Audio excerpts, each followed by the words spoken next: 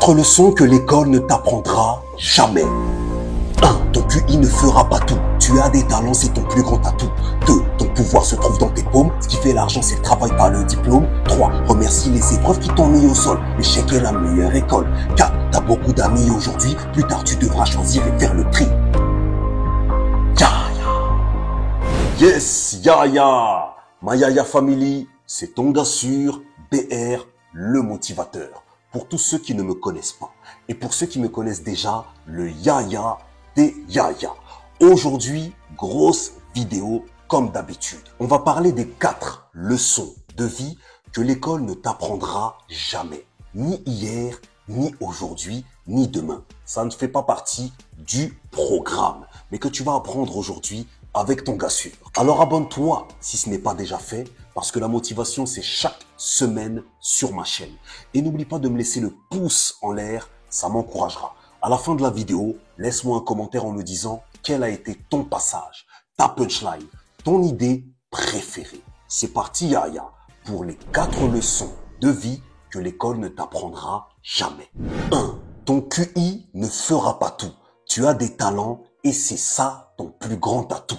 Tu sais additionner, tu sais diviser, soustraire, tu sais même analyser. Et ça, c'est bien. Bravo. C'est ce que l'école t'apprend. C'est ce qu'elle attend de toi. Mais l'école ne te demande jamais qui tu es vraiment, ce que tu aimes vraiment dans la vie. Elle ne te demande jamais non plus ce que tu veux vraiment faire de ton avenir, Yaya. L'école veut orienter ta vie en fonction de tes notes. Alors dis-lui, écoute, mes notes sont peut-être bonnes simplement parce que je suis investi. Je suis quelqu'un de sérieux, bosseur. Mais ça ne veut pas dire que j'aime ce que j'apprends. Ou bien dis-lui, écoute, mes notes sont peut-être mauvaises, je l'avoue. Mais c'est peut-être parce que justement, je déteste ce que j'apprends. Ou bien la manière dont on me l'enseigne. On te pose beaucoup de questions à l'école. Chaque jour, du matin au soir. Mais il y a une question, Yaya, qu'on ne te pose jamais. Parce que cette question n'est pas au programme. Et cette question, c'est celle que moi j'appelle la grande oubliée. La voici. Qu'est-ce qui te passionne dans la vie? Alors si l'école ne te la demande pas, que faire, Yaya? Tu dois te la poser toi-même chaque jour. Tu dois te demander chaque jour qu'est-ce qui me fait vibrer, qu'est-ce qui me drive, qu'est-ce qui me conduit au quotidien, qu'est-ce qui me passionne. Et tu dois décider d'orienter toute ta vie en fonction de ça. Ça doit partir de l'intérieur, Yaya, de toi, de l'intérieur vers l'extérieur et jamais l'inverse. Mémorise. 2. Ton pouvoir se trouve dans tes paumes. Ce qui fait l'argent, c'est le travail, pas les diplômes. Pose-toi cette question. Quel est l'objectif de l'école? Pourquoi aller à l'école pendant tant d'années? Pour se faire des amis?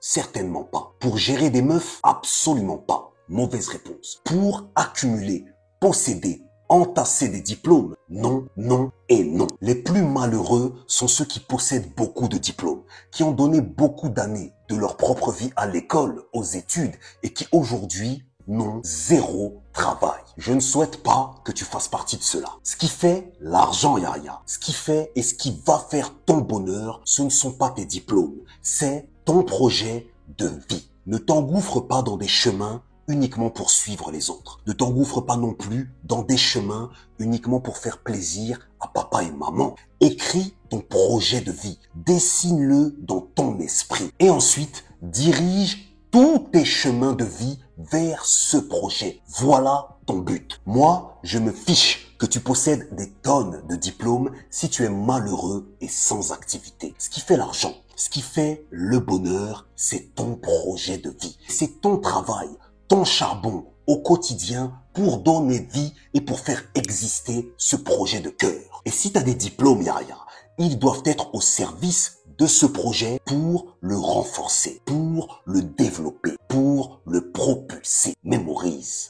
3. Remercie les épreuves qui t'ont jeté au sol car l'échec est la meilleure école. Un cours, une discipline, un examen qui manque terriblement à notre éducation et que j'aimerais tellement créer, c'est la gestion de l'échec, la gestion des épreuves de la vie. On rencontre tous des échecs et ça dès notre plus jeune âge. Personne n'est épargné. Mais personne Pas même l'école dans laquelle tu passes le plus clair de ton temps, le plus clair de ta jeunesse, ne t'enseigne l'art de te relever, l'art de tirer des leçons, l'art de te relancer dans la vie après un échec. Quel dommage! Il y a 3 grands professeurs que tout le monde rencontre tôt ou tard dans sa vie et qui t'apprendront bien plus de choses sur toi, sur tes relations, sur la vie que l'école ne le fera. Les problèmes d'argent, parce qu'ils te poussent à devenir acharné, déterminé et créatif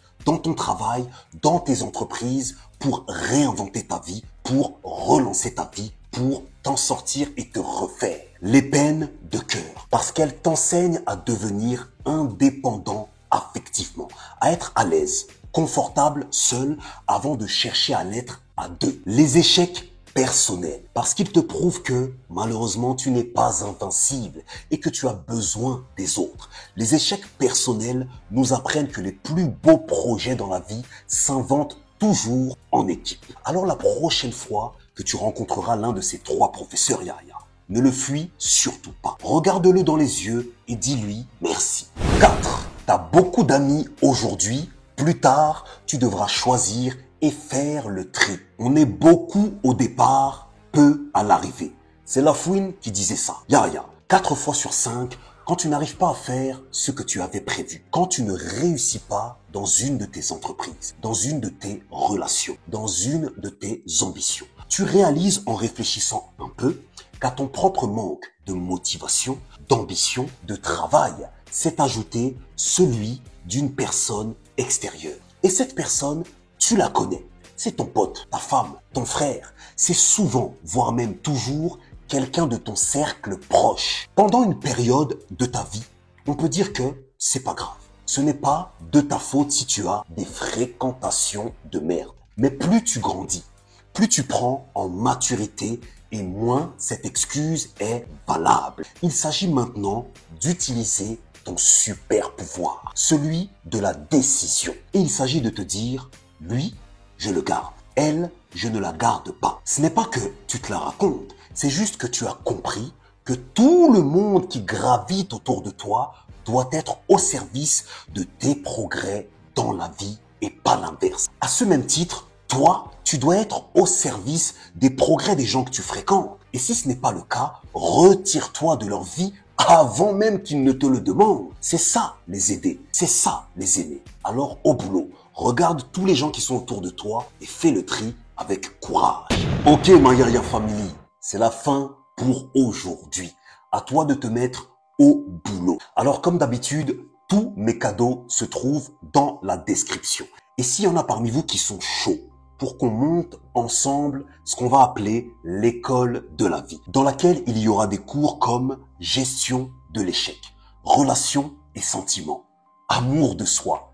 Appelez-moi, ma parole qu'on va le faire et que ça va déchirer. En attendant, n'oublie pas de t'abonner et n'oublie pas d'activer la cloche pour ne manquer aucune de mes vidéos, format court ou format long. Laisse-moi ton commentaire dans la zone des commentaires. Dis-moi quel a été ton passage préféré, ta punchline préférée, ton idée préférée et je te répondrai parce que je lis tous les commentaires. Surtout, n'oublie pas la gimmick de ton gars sur BR, pas de charbon, pas de bonbons.